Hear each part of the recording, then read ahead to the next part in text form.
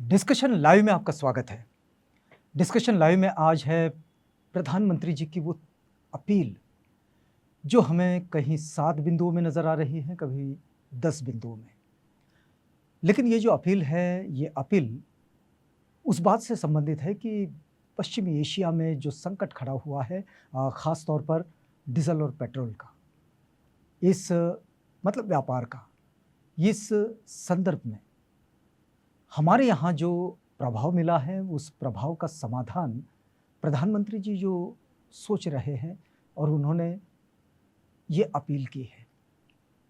इस अपील को करते हुए वे इसे बड़ी महत्वपूर्ण अपील कहते हैं और वे कहते हैं कि भई ये देशभक्ति भी है।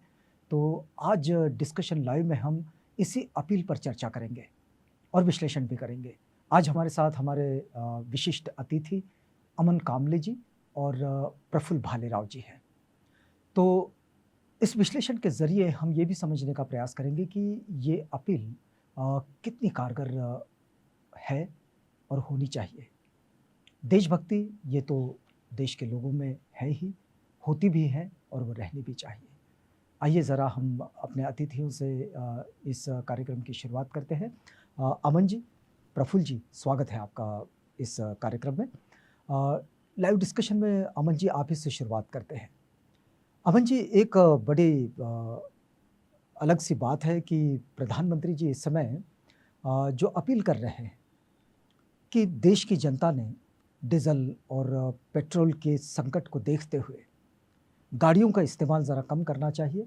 ज़रूरत हो तो बिल्कुल, ज़रूरत ना हो तो बिल्कुल नहीं करना चाहिए। लेकिन दूसरी तरफ हमें ये दिखाई देता है कि प्रधानमंत्री जी के जो रोड शो है और उनके जो काफ़िले हैं, वो कुछ रुके तो नहीं हैं। अब इस चीज़ को कैसे समझा जाए? दरअसल इस बात का ज़िक्र हमने इससे पहले भी जब हम चर्चा में थे तब जी, किया भी था, जब अमेरिका और ईरान के बीच जंग जारी थी कि इसका असर हो सकता है, व्यापक असर हो सकता है। और आपको याद होगा जब सदन चल रहा था तब भी प्रधानमंत्री ने कहा था कि कोरोना जैसा संकट आ सकता है, देशवासियों को इसके लिए तैयार रहना होगा। लेकिन तब तो सदन के अध्यक्ष महोदय ने एक बड़ी लंबी लिस्ट भी गिनाई थी सारे सदस्यों को कि भई इतना खर्च हो रहा है और आप ये वक़्त बर्बाद कर रहे हो। बिल्कुल। तो ये जो संकट का दौर है, ये तब से शुरू हुआ था जब ईरान और अमेरिका के बीच जंग जारी थी और होर्मुज़ स्ट्रेट का रास्ता अभी भी खुला नहीं है। सबसे इसमें जो बड़ी बात जो है, ईरान और अमेरिका के जंग में अभी तक बातचीत शुरू नहीं हुई है। तो इसका असर ये हो रहा है कि वहाँ से जो ये जिस बारे में हम आत्मनिर्भर नहीं हैं, पेट्रोल हो, डीज़ल हो, गैस हो, ये सप्लाई ठीक तरीके से नहीं हो रही, वो बाधित हुई है।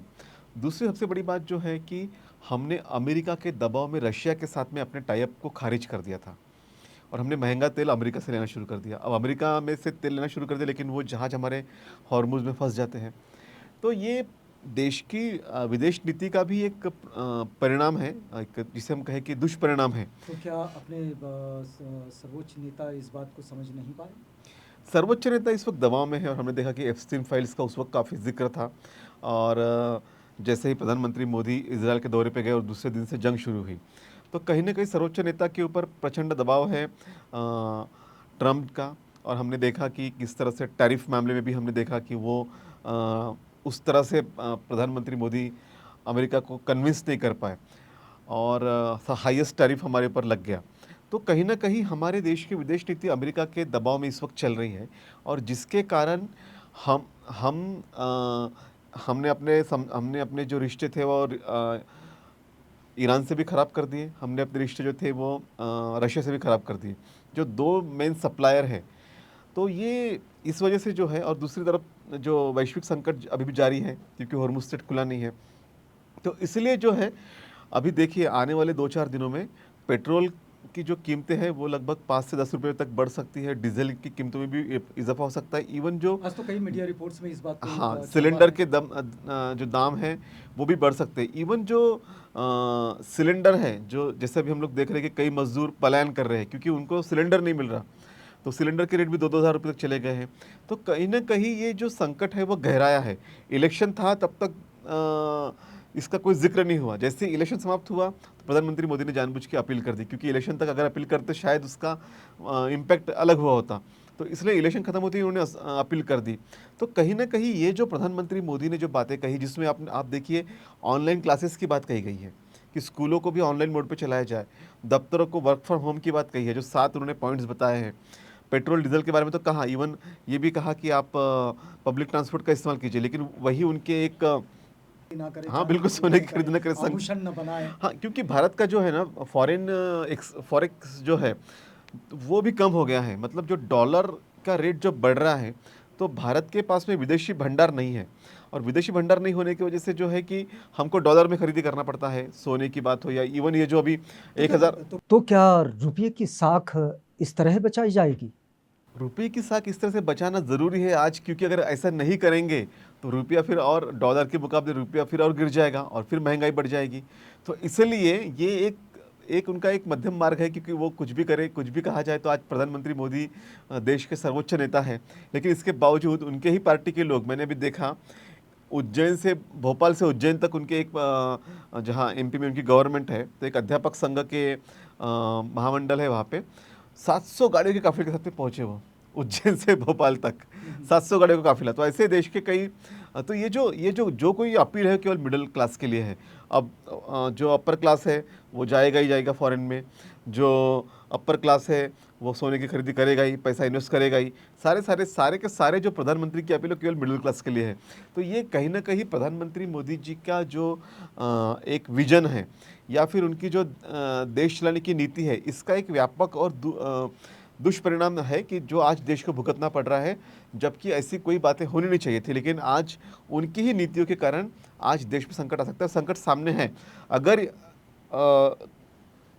अगले कुछ दिनों में 5-6 दिन 10 दिन के भीतर अगर ईरान और अमेरिका के बीच में हॉर्मुज़ स्ट्रेट के संदर्भ में अगर कोई खास सकारात्मक बातचीत नहीं हुई, तो देश में बहुत गहरा संकट हो सकता है।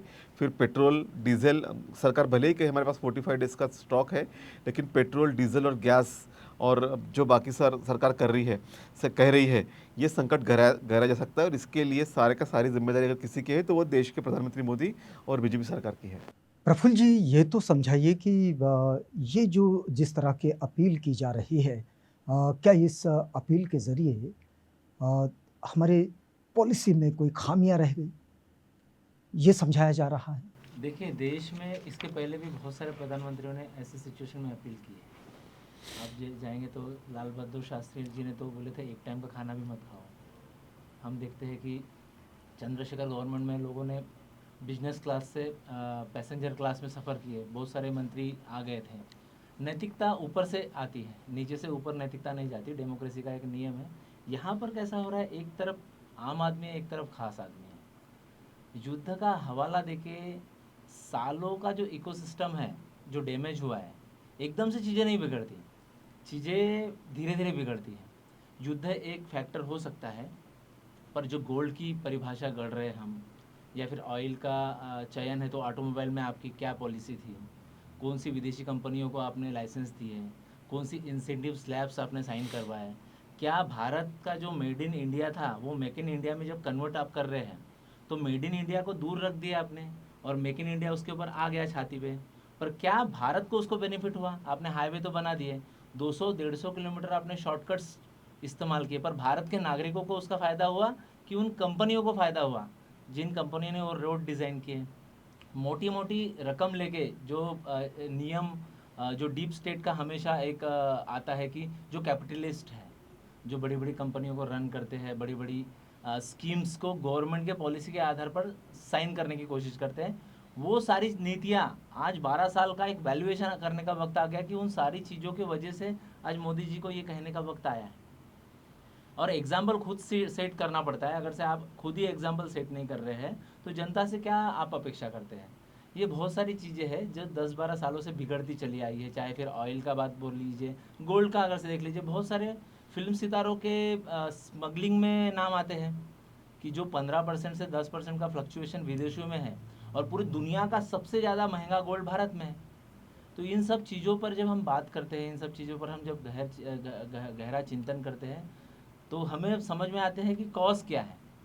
आप देखिए, अगर से एक एग्जांपल मैं दूँ आपको कि आज हम लोग ब्राज़ील से सोयाबीन ऑयल मंगा रहे हैं, लेकिन मध्य प्रदेश के जो पारंपरिक किसान हैं, भारत का सोयाबीन का हब मध्य प्रदेश है, पर हम ऑयल मंगा रहे ब्राज़ील से। ये जो नीतियाँ हैं, जो आप अपने उद्योगपतियों के सहारे उनके प्लानिंग और उनके बेनिफिट के आधार पर आप साइन कर रहे हैं, उसका एग्जाम्पल दूरगामी आपकी ये नस्ल अगर से कुछ नुकसान करती है तो आने वाली नस्लों को उसका नुकसान का खामियाजा भुगतना पड़ता है। जैसा देखिए, बड़ी बड़ी शहरों में सिटी है, भिलाई स्टील प्लांट देखिए, जमशेद टाटा जी, जहाँ जहाँ बड़े बड़े उद्योगपति रहते थे वहाँ वो कॉलोनी बनाते थे। क्या कारण था वो कॉलोनी बनाते थे इंडस्ट्री के बाजू में? आज जो वर्क फ्रॉम होम की आप बात कर रहे हैं, आप जो बोल रहे हैं कि घर से कंपनी ने काम करना चाहिए, आपकी जो नीतियाँ है वो पहले, जैसा टाटा ग्रुप पहले क्या करता था कि कंपनी लॉन्च होती थी तो पहले वहाँ पर कर्मचारियों के लैंड के कॉटेज भी बनते थे कि पेट्रोल बच जाए, कर्मचारियों का वेतन जो है वो बच जाए, सेविंग बचे।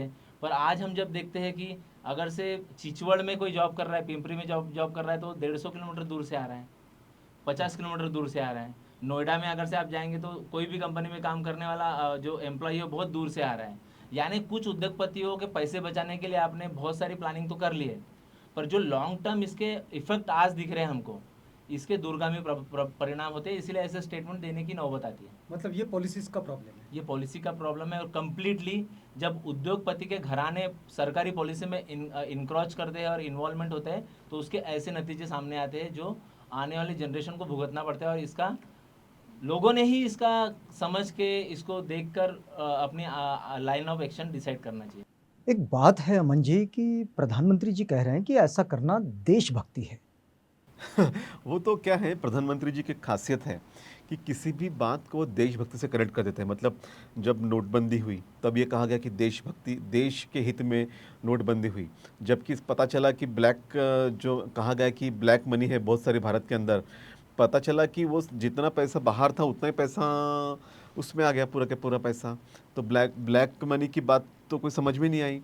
तो वहाँ पे भी लोग लाइन पे लगे। लोगों ने कहा, प्रधानमंत्री ने कहा कि 50 दिन दीजिए, 50 दिन अगर मैं सच साबित हूँ तो मुझे चौक पे, चौराहे पे आके मुझे मारिए।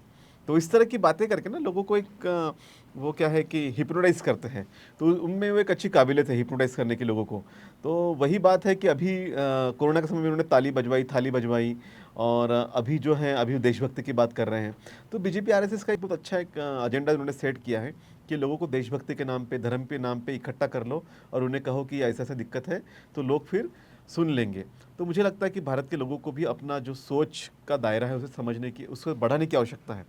लेकिन लेकिन एक एक एक बात है कि जिस तरह से पिछले 2 माह में इस संकट पर बिल्कुल ध्यान नहीं दिया गया, अब ये चीज़ हमें कहाँ लेकर जाएगी? देखिए, अभी भारत में लगभग 15 लाख करोड़ का कच्चा तेल भारत जो है विदेश से खरीदता है। और 7 लाख करोड़ का सोना भी भारत जो है विदेश से खरीदता है। और ये कीमत हमें डॉलर में चुकानी पड़ती है, मतलब ये रुपए में नहीं करते हम, डॉलर में चुकानी पड़ती है। तो दोनों मिलकर ये देश का इम्पोर्ट, ये जो बिल होता है 30% होता है देश का। और जितने ही सोने की और ऑयल्स की हम खरीद करते हैं, उतने ही डॉलर की मांग बढ़ती है, रुपया कमज़ोर होता है। तो इसलिए क्या होता है, अभी रुपये का देखो 95 पे रुपया बंद हुआ है, मतलब डॉलर के मुकाबले रुपये का रेट 95 रुपीज़ है। तो ये जो विगत कई सालों से देश की जो पॉलिसीज़ प्रधानमंत्री मोदी के नेतृत्व में हुई है, और देश में दिक्कत क्या हुई है, R&D पे कोई काम नहीं होता, रिसर्च एंड डेवलपमेंट पे कोई काम नहीं होता। देश में काम क्या होता है, हिंदू मुस्लिम विवाद लाओ। देश में प्रधानमंत्री मोदी के संदर्भ में वहाँ किताबें निकल रही हैं, गुजरात यूनिवर्सिटी में उनके संदर्भ में किताबें पढ़ाई जा रही है। तो जो कोई नॉन इश्यूज़ है, उस नॉन इश्यूज़ को जो है इश्यूज़ बनाकर देश में माहौल बनाया जा रहा है।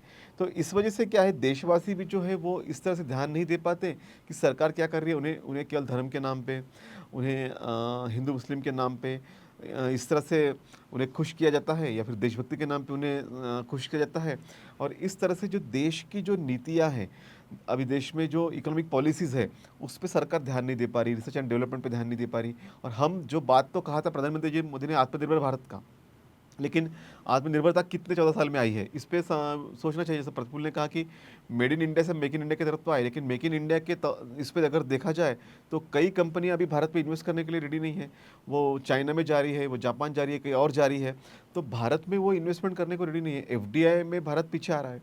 तो कहीं ना कहीं जो सरकार की जो नीतियां है उसका यह इम्पैक्ट है कि आज हमें ये कहना पड़ रहा है इतने बड़े देश को कि आप वर्क फ्रॉम होम कीजिए, आप सोना मत खरीदीजिए, पेट्रोल डीजल पे ये कीजिए, कटौती कीजिए। तो ये सारी की सारी जो बातें आज प्रधानमंत्री मोदी कर रहे हैं, ये विदेश नीति का परिणाम है कि देश की विदेश नीति इस लेवल पे हमने अमेरिका के दबाव में लाई है कि आज हमें, और आज हम आपको क्या करना पड़ रहा है, सोशल मीडिया पे इंदिरा गांधी की फेक इमेज इधर प्रसारित की जा रही है कि इंदिरा गांधी ने भी इस तरह की अपील की थी, जबकि ऐसी कुछ अपील नहीं थी, लेकिन ये फेक इमेज दिखाई जा रही है कि आज प्रधानमंत्री मोदी की अपील जो आप सुन रहे हैं, इससे पहले इंदिरा गांधी ने भी इस तरह की अपील की थी। बिल्कुल ऐसा नहीं हुआ था। हाँ, उस समय की भी सरकार ने कहा था कि पेट्रोल डीजल को थोड़ा सा आप इस पे थोड़ा ध्यान दीजिए कि युद्ध जारी है, तो युद्ध के समय में आप इतना कीजिए अभी। लेकिन आज की जो स्थिति है वो जिस तरह से हमने अमेरिका के दबाव में रशिया के साथ अपने टाइप क्लोज कर दिया, और रशिया आज हमसे दुगने रेट दे के हम उससे तेल खरीद रहे हैं, वो भी अमेरिका के परमिशन के साथ तेल खरीद रहे हैं। तो ये कहीं ना कहीं इस तरह की जो देश की नीतियां हैं, इसका ये परिणाम है कि आज प्रधानमंत्री मोदी को इस तरह की अपील करनी पड़ रही है। ऐसी बात है प्रफुल्ल जी कि जैसा आप भी कह रहे हैं, जैसा अमन जी भी कह रहे हैं कि ये जो दुष्परिणाम है ये पॉलिसीज़ का है। लेकिन इन सब चीज़ों को समझने के लिए एक बात आपसे भी हम समझना चाह रहे हैं कि जैसा प्रधानमंत्री जी कह रहे हैं कि उनकी अपील में वे कहते हैं कि कोई इस पूरे 1 साल के दरमियान सोने की खरीदी ना हो।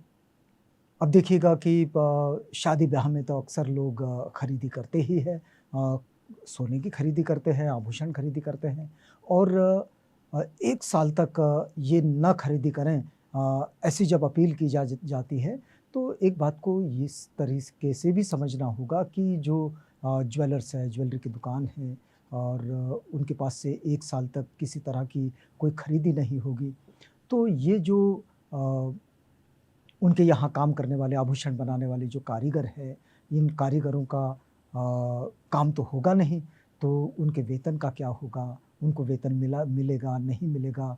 क्या उनको काम से निकाल दिया जाएगा? लोग तो खरीद ही नहीं करेंगे। तो ऐसी इस पूरी स्थिति में होगा क्या आखिर? और किसी भी सिस्टम को डेवलप होने को दशकों का वक्त लगता है। एक सिस्टम डेवलप होता है, इकोसिस्टम डेवलप होता है। जैसे आपने कारीगर की बात की, तो वो अपने कल्चर से निकल के बड़े शहरों की तरफ आता है, उसका एक सिस्टम होता है। पर हम जो देखते हैं पिछले 10-12 सालों में, जैसा आप बात करते करते बोल रहे थे कि 2 से 3 महीने में चीज़ें बिगड़ी, लेकिन जो हमारा फिक्सल डेफिसिट है या फिर बजट की जो चीज़ें होती है, ये काफ़ी टेक्निकल चीज़ें होती हैं। इसके शब्द काफ़ी गंभीर होते हैं, इकोनॉमिस्ट इसको समझते हैं। पर जो रूल्स और रेगुलेशन पिछले 5 से 6 साल से आ रहे हैं, चाहे EGST बोलिए, CGST बोलिए या GST के बोलिए, ये ऐसे नियम आते हैं कि CA चार्टर्ड अकाउंटेंट को भी नहीं समझ में आते हैं, तो सामान्य बिजनेसमैन को कैसे समझें? ये एक बड़ा गंभीर मामला है। अगर से आप गोल्ड की बात करें तो हम देखते हैं कि पेटीएम गोल्ड आया, जिसको RBI ने काफ़ी क्रिटिक्स किया। उसके आगे देखते हैं गूगल गोल्ड आया, जिसको सेबी ने सिरे से खारिज किया। जब ऐसी बॉडी वार्निंग दे रही है इन सब चीज़ों को टेक्निकली, RBI की गाइडलाइंस जो है उसमें वो कहीं ना कहीं उसका वायलेंस हो रहा है।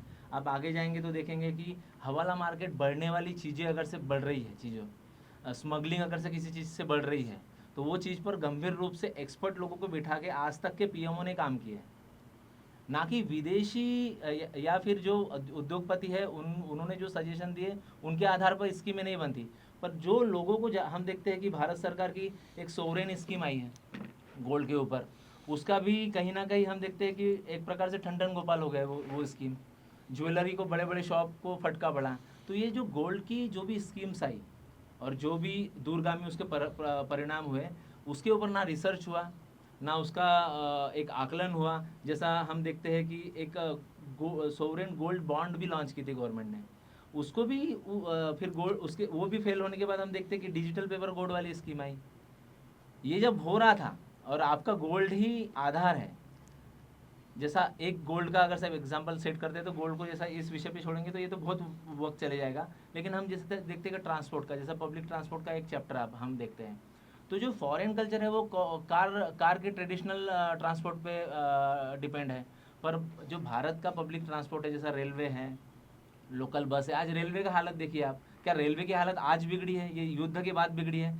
रेलवे एक जिस आज एक टिकट निकालने के लिए कोई अगर से पैसेंजर टिकट निकालता है तो कितना स्ट्रगल जा रहा है उसको। इस पर सरकार ने क्या नीति बनाई, क्या स्कीम बनाई, आखिर में उसको वापस से कार पे आना पड़ा। तो कार पे आया तो उसका ऑयलिंग गया, पेट्रोल का एक्सपेंडिचर बढ़ गया। ये सारी चीज़ें दूरगामी प्रभाव करती है। अब जैसा आप पब्लिक ट्रांसपोर्ट को छोड़ देते, जो बातें मोदी जी चिन्हित कर रहे हैं ये आज की डैमेज हुई घटनाएं नहीं है, एक प्रोसेस है, लंबी प्रोसेस। 12 साल से डैमेज होते हुए प्रोसेस आई है। जो एक इकोसिस्टम डेवलप हुआ था उसको कैसे ब्रेक किया गया, उसको मैं अपनी बातों से समझाने की कोशिश कर रहा हूँ। और एक इम्पॉर्टेंट बात है, जैसा ऑटोमोबाइल देखिए, हम लोग मेक इन इंडिया की तो बात करते हैं, पर आपको मैं एक शॉकिंग बात बताता हूँ। ऑटोमोबाइल में सिर्फ सीट, ग्लास और जो छोटी मोटी प्लास्टिक की चीज़ें जो इंश्योरेंस में कवर नहीं होती है वो सिर्फ इंडिया में बनती है। पर जो कार में लगने वाली ईसीएम है, जिसे प्रोसेसिंग सिस्टम होता है कार का, या फिर उसका पीसीयू सेमीकंडक्टर है, है, या हाँ। फिर उसका सेमीकंडक्टर है, या फिर उसके इलेक्ट्रॉनिक डिवाइसेस है, ये भारी रॉयल्टी के साथ फॉरेन से हम एक्सपोर्ट करते हैं। ये भारत में नहीं बनता है। यानी एक कार अगर से आप इंपोर्ट करते हैं। हाँ इंपोर्ट इंपोर्ट करते हैं, करते हैं। सॉरी। यानी एक कार हम खरीद रहे तो हम भारत के मुद्रा में कितना योगदान दे रहे हैं, हम फॉरेन की मुद्रा में योगदान दे रहे हैं। हमारा जो नेशनलिज्म है, हम जो नेशनलिस्ट की बात करते हैं, हम जो पैट्रियोटिक की बात करते हैं, जो हमारे प्रोडक्ट है, जो हमारी फियाट थी, या फिर जो हम लोग अलग अलग कंपनियों की बात कर रहे थे, वो कहाँ दिख रही है आपको? ये जैसा ऑटोमोबाइल को छोड़ देंगे तो आप टीवी पे आ जाइए। टीवी पे देखिए कि जो सेल्फ ओनर कंपनियां थी, जैसा आपने ओनिडा का नाम सुना होगा, वीडियोकॉन का नाम सुना होगा, वेस्टर्न करके एक कंपनी चलती थी, सलोरा थी, बीपीएल थी, डायनोरा थी, ये कंपनियां कहाँ गई? नोटबंदी के बाद बहुत सारी कंपनियों का दिवाला निकल गया। क्या इसके ऊपर कोई समिति का गठन हुआ? जो इन कंपनियों ने एंटरटेनमेंट के वक्त इंडियन के सिटीजन्स को दुनिया का नॉलेज दिया अपने टीवी के माध्यम से, ये कंपनी का एक योगदान था, ये कहाँ गई? ऐसी बहुत सारी बारीकी की चीज़ें हैं। जैसे आप मोबाइल की बात कर लीजिए, कार्बन, लावा या फिर इंटेक्स, इनका एक मार्केट में शेयर था इनके वक्त पर, लेकिन चीन ने चाइना से जो कंपनियां आई, चाहे रियलमी बोलिए, ओप्पो बोलिए, वीवो बोलिए, पीयूष गोयल तो बोलते हैं कि अपना लॉस करके कंपनियां मार्केट शेयर लेती है, लेकिन इंडियन गवर्नमेंट ने क्या पॉलिसी, डिफेंसिंग वाली पॉलिसी लॉन्च की, जिसके वजह से हम लोग मेक इन इंडिया की तो बात कर रहे हैं, पर हम लोग एक प्रकार से आत्मनिर्भरता की बात करते हैं, पर यहाँ पर हम यानी एक तरीके से दूसरे विदेशी कंपनियों के ऊपर हम डिपेंड होते चले गए। इस बातचीत को अगर पूरा करना चाहेंगे तो आपका कमेंट क्या होगा? कभी कभी ऐसा लगता है कि देश को जो लोग हैं या जो देश को चलाने वाले लोग हैं, वो कहीं ना कहीं देशभक्ति से बहुत दूर चले गए, और एक तमाशा और एक फिल्म में जैसा फिल्मांकन और एक तमाशे की बात होती है, वैसे तरीके से वो एक्ट करते हैं। सरकार की अगर से कोई नीति अब आती है तो हमने देखे, वो दौर भी देखे हैं कि जो बिजनेस क्लास लोग थे कि सड़कों पर उतर आते थे कि ये सब चीज़ें हमारे देश के हित में नहीं है, कहीं ना कहीं ये हमारे देश को बहुत लॉन्ग टर्म में डैमेज करेंगे, तो कहीं ना कहीं वो लोग भी नहीं नज़र आते हैं। तो लोगों की भी गलती है, जब ऐसी स्कीम आती है तो सड़कों पे नहीं आते हैं, और सरकार की गलती तो हम लोग भुगत ही रहे हैं कि बड़े बड़े एक्सपर्टीज़ के जो चौंकाने वाले आंकड़े सामने आए, या जो वार्निंग उन्होंने दिए, या फिर जो जिस तरीके से उन्होंने इन सब चीज़ों को समझा। जब हम देखते हैं कि WTO आ रहा था तो एक तरीके से गुलामी का दस्तावेज हम साइन कर रहे थे, तो भारत में प्रोटेस्ट नहीं हो रहे थे। जो विदेशी कंपनियां गैस जैसे प्रस्ताव पास हो रहे थे, तब ना मार्केट में उसका कुछ कहीं ना कहीं से प्रोटेस्ट खड़ा हो रहा था, ना बड़े बड़े डायमंड और गोल्ड व्यापारी उसका प्रोटेस्ट कर रहे थे। वो कहीं ना कहीं एक प्रकार से चॉम्बी जिसको बोलते नहीं क्या, एक अगर से एक्ट करता है तो सारे के सारे लोग उसके पीछे वैसे चले जाते हैं। तो कहीं ना कहीं ये जो एक प्रकार से एक ढांचा बना है, सरकार का जो ढांचा डिज़ाइन किया है उन्होंने, इसको ब्रेक करने का ज़रूरत है। और जो सरकार एक तरीके से धर्म की नीति जो राजनीति कर रही है उसको ब्रेक करने की ज़रूरत है, और रियलिस्टिक लेवल पर अपने जाति, क्लान, सोसाइटी से उठकर वापस से देश के लिए नेशनलिज्म के साथ पॉलिटिक्स करने का वक्त आ गया है। अमन जी, इस बातचीत को पूरा करेंगे आपके साथ। यदि इस पूरी बातचीत का सार निकाला जाए तो क्या होगा? देखिए, जब से प्रधानमंत्री बने हैं मोदी जी, तब से अब तक भारत ने लगभग 2.5 लाख करोड़ से भी अधिक का कर्जा लिया है। तो भारत के ऊपर ये तो हर व्यक्ति पर बोझ है। दूसरी बात जो है, जो फ्रीबीज़ की बात प्रधानमंत्री करते थे कि फ्रीबीज़ नहीं होनी चाहिए, उन्होंने कर्नाटक के कांग्रेस गवर्नमेंट पे इसके लिए टिप्पणी भी की थी, लेकिन स्वयं बिहार चुनाव जीतने के लिए 10,000 रुपये महिला के खाते में डाल दिए। महाराष्ट्र चुनाव के लिए 2,000 रुपये की स्कीम लेके आए। अपना आसाम में भी लगभग हर महिला के खाते में 10,000 रुपये चुनाव से पहले डाले गए। तो नैतिकता की कोई पैमाना उनके पास होता नहीं। इलेक्शन के दिन वो पूरे दिन जो है किसी मंदिर में जाके अपना लाइव टेलीकास्ट करते रहते हैं। तो यही ये दौर है जब ONGC 2014 तक 13,000 करोड़ का सरप्लस था उसके पास, आज वो 38,000 करोड़ के घाटे में है। तो ये जो प्रधानमंत्री मोदी की इकोनॉमिक नीति है, जिसकी बात प्रफुल्ल ने भी की कि आर्थिक मोर्चे पे जो है इंडस्ट्री की बात हो या इन्फ्लेशन की बात हो, हम विफल हैं। और इसका ये परिणाम भी है कि इतना सारा आज कह रहे हैं कि 1,000 करोड़ का घाटा कंपनी हर रोज़ बियर कर रही है, लेकिन जब जो क्रूड ऑयल का जो रेट था वो कम था बैरल में, तब तो आपने पेट्रोल की डीजल की कीमतें कम नहीं की, तब तो आपने काफ़ी पैसा कमा लिया, मुनाफा कमाने के लिए अपने कंपनी को छोड़ दिया। तब आपने बात नहीं की कि नहीं पेट्रोल कंपनियां काफ़ी मुनाफा कमा रही है, वहाँ पे तो क्रूड ऑयल के रेट तो काफ़ी कम हो गए हैं। जो मनमोहन सिंह के समय में के जो रेट थे वो आज रेट है, लेकिन पेट्रोल आज भी 104 रुपये का मिल रहा है, तब तो 70 रुपये का पेट्रोल था, तो 30 रुपये तो मुनाफा कमा लिया कंपनी ने। लेकिन तब प्रधानमंत्री ने बात नहीं की, लेकिन आज बात कर रहे हैं क्योंकि अब क्रूड ऑयल के रेट एकदम हाई हो गए, क्योंकि हॉर्मुज़ स्ट्रेट नहीं खुला है, क्योंकि आपने रशिया के साथ में टाई ब्रेक कर लिया। तो ये कहीं ना कहीं दोगलेपन की बातें हैं जो प्रधानमंत्री मोदी और उनकी सरकार करती है, और इसका असर सीधा जो है देश के लोगों पे हो रहा है। आज हम लोग जब बात कर रहे थे कि हम 5 ट्रिलियन की इकोनॉमी होंगे, अब जब हम बात कर रहे हैं कि हम विश्वगुरु होंगे, तब आज ये कहना पड़ रहा है कि विश्वगुरु को, कि जैसा कि हम पेट्रोल और डीजल जैसा कि हम लोग उससे नहाते हैं, इस तरह की बात कर रहे हैं कि नहीं आप पेट्रोल डीजल पे कंट्रोल करो या भाई इससे जाओ। ऐसा तो नहीं करते ना भाई, जितना ज़रूरत होगी उतना ही करेंगे, कि बिना काम के तो लोग लॉन्ग कट से जाते नहीं हैं, शॉर्टकट ही इस्तेमाल करते हैं पेट्रोल डीजल की जब बात आई। और रही बात प्रधानमंत्री मोदी की अपील की कि भाई गोल्ड मत खरीदो, तो गोल्ड खरीदने लायक है कौन अभी? गोल्ड खरीदने लायक किसका रखा है प्रधानमंत्री मोदी जी ने? इस देश का आम आदमी कितना गोल्ड खरीद रहा है? जो भी गोल्ड खरीद रहा है वो तो अपर क्लास का गोल्ड खरीद रहा है। फॉरेन टूर पे कौन जा रहा है? वो तो अपर कास्ट के लोग हैं, वही फॉरेन टूर पे जा रहे हैं। हमारे लोग कितने फॉरेन टूर पे जा रहे हैं? तो ये सारी अपील जो है वो उनको करनी चाहिए, वो कॉमन आदमी को अपील कर रहे हैं। तो देश की जो नीतियाँ हैं, आने वाले दिनों में इसका असर और होगा। सरकार किस तरह से इन्फ्लेशन को रोकती है, किस तरह से इसको आगे ले जाती है, देखने लायक होगा। लेकिन आज के दौर में चुनाव के बाद इस तरह की अपील, ये कहीं ना कहीं देश कितने आर्थिक संकट से गुजर रहा है ये हमें देख रहा है अभी। और जैसा 2.5 लाख करोड़ का आज कर्जा है, शायद हो सकता है 5 लाख करोड़ तक चले जाए। और फिर ये जो फ्रीबीज आज दे रहे हैं चुनाव जीतने के लिए, तो कल फिर जो है इसके ऊपर रोक भी लग जाएगी, क्योंकि सरकार के पास धन ही नहीं रहेगा तो कैसे करेंगे। तो ये कहीं ना कहीं जो है सरकार की विफलता है, और इस विफलता का सीधा असर जो है लोगों पे हो रहा है। और मुझे उम्मीद है कि लोग इसको समझे, जाने और अपने दिमाग को खुला रखें कि केवल धर्म के नाम पे या देशभक्ति के नाम पे न मोदी जी के बहकावे में आए या बीजेपी के बहकावे में आए, बल्कि देश की आर्थिक स्थिति को समझे, देश किस दिशा में जा रहे हैं उसको समझे, उसके अकॉर्डिंगली फैसला करें। बस यही कहना चाहता हूँ। एक धन्यवाद। छोटी सी चलिए, बात है जी, सर, जी, जैसे जी। सरकार बार बार हवाला देती है कि ऑयल के वजह से डॉलर के रेट फ्लक्चुएट हो रहे हैं, या फिर होमरूज की वजह से ऑयल नहीं पहुंच पा रहा है। ये जो एक्सक्यूजेस है, अगर से एक्सपर्टिस से आप बात कर लीजिए तो एक डॉलर का इंडेक्स है, उसका एक ऑलरेडी डिज़ाइन वाला मैटर है। ऑयल एक फैक्टर है, ऐसे बहुत सारे लाखों फैक्टर है जिसकी वजह से डॉलर, विदेशी मुद्रा फ्लक्चुएट हो रही है। तो इन सब चीज़ों पे भी लोग सोचना चाहिए। जैसा होमरूज की बात कीजिए तो विदेशी मंत्रालय जो ईरान का है वो स्टेटमेंट देता है कि आज भी अगर से युद्ध रुक जाए तो 2027 से 28 तक स्थिति नहीं बदलेगी, क्योंकि इकोसिस्टम, सप्लाई चेन, एक रास्ते की जोग्राफिकल सर्कमस्टेंसेस, ये सारी चीज़ें डिस्ट्रॉय हो चुकी है। तो ये जो भारत पे आज जो कंडीशन है, मैं फिर से बोलूँगा 12-13 साल की विफल नीतियों की वजह से इसका बहुत दुष्परिणाम हो रहा है और लोगों को वापस आना पड़ेगा उठ के। चलिए, बहुत बहुत शुक्रिया आपका अमन जी, प्रफुल्ल जी, आप इस चर्चा में शामिल हुए और इस चर्चा के ज़रिए आपने आपका दृष्टिकोण साझा किया। और आपका भी बहुत बहुत धन्यवाद कि आप इस चर्चा के साथ जुड़ जाते हैं। लेकिन आपसे अपील है कि आप अपने कमेंट्स ज़रूर लिखा करें। यहाँ रुकते हैं इस डिस्कशन लाइव में, इस वादे के साथ कि अगले डिस्कशन लाइव में आपसे ज़रूर मिलेंगे।